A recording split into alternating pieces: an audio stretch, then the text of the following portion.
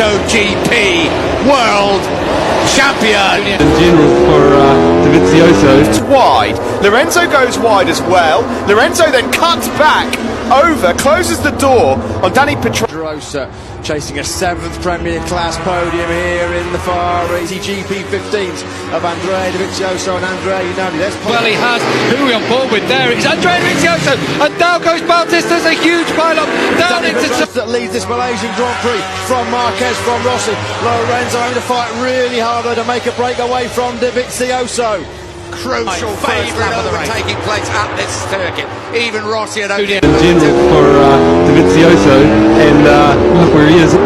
Sorry, Simon, we're going to have to cut in. We have to cut in. Dovizioso, Lorenzo, and Pedrosa are all he's down. on the last lap. Is he going to be close enough? This is where he's been brilliant coming into Billy's corner. Mark, He's got the shot. He's done it.